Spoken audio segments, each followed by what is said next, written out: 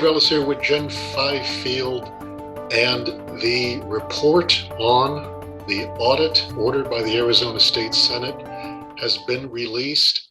Let's just go through it. What did the hand count show, Jen? The hand count, bottom line, the hand count showed that Joe Biden won Maricopa County, and same with Mark Kelly in the U.S. Senate race. Now, the thing is, the audit report itself and in their presentation, they didn't emphasize that. What they emphasized was all of these, what they called irregularities and questions they had about the election. Right, so there's a lot of ballots they said that they deemed questionable, or things that they saw as they looked at the guts of how things were counted that didn't add up. Did any of them, according to the county, have merit or merit looking into?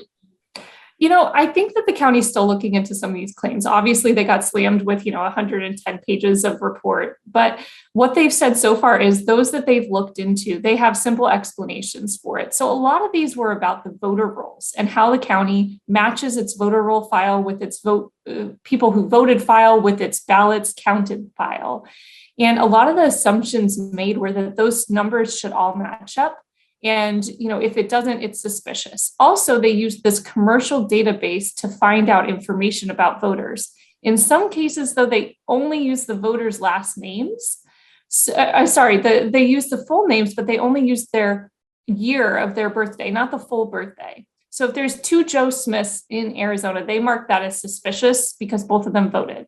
So it's that kind of thing where we know there's probably two Joe Smiths. I'm just picking that name in Arizona who voted, and there's probably an explanation for it. And so their report basically said there may be an explanation, but we're still going to tell you about all this stuff. But despite them saying there may be a reasonable explanation for all this, the fact it was in this report, in this atmosphere we're in, I mean, what were people saying after this? Were people taking it with that sort of grain of salt?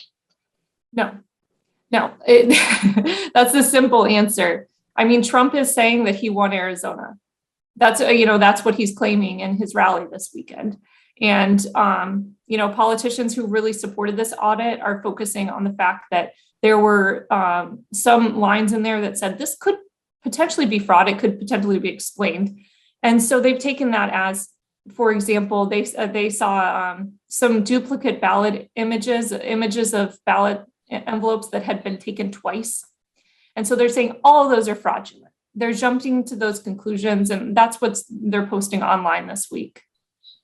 Right. And I guess Wendy Rogers, as soon as it was over, seemed to be calling for decertification.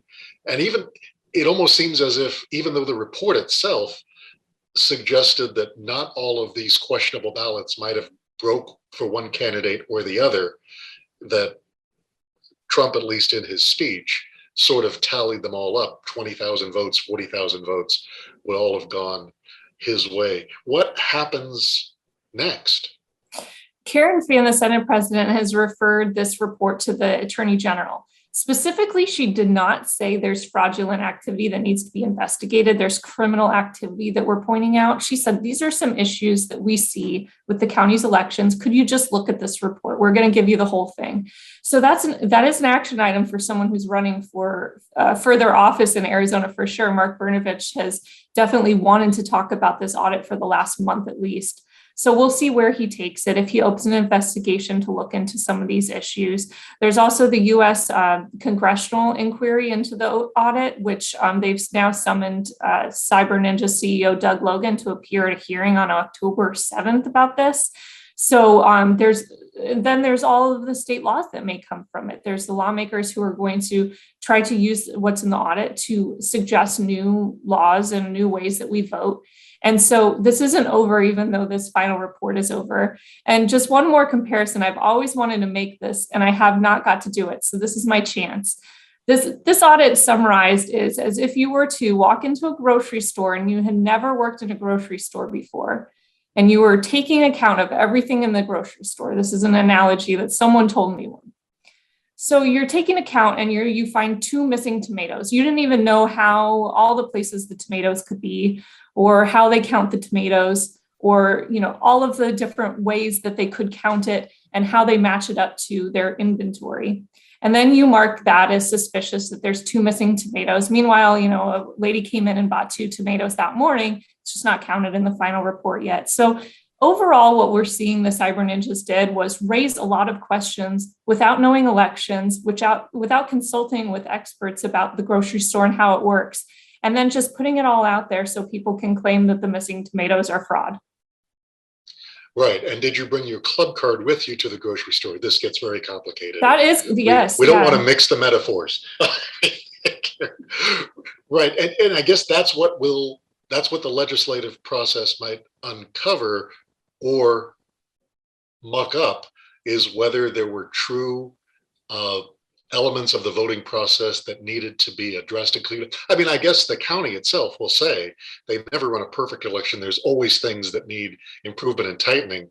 Are they going to focus on those real things that need tightening, or the phantoms? And I guess that's something to be seen in the weeks ahead. Definitely.